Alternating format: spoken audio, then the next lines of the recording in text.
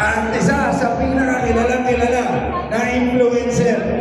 Welcome sa mainit sa mainit! Wala ka ba? Boss! Let's go!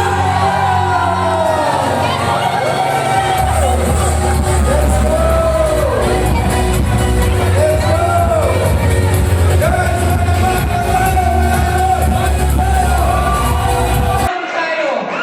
Dahil magaling ang ating Boss TJ pagdating sa e-commerce, yung kanyang team, binabantayan niya lahat, yung mga lupos, lahat ng mga kailangan intindihin. Inaasikaso nila lahat yan para sa atin. Kasama niyo ako dito sa Inonek, itutulak ka na itutulak yung mga produkto na ito.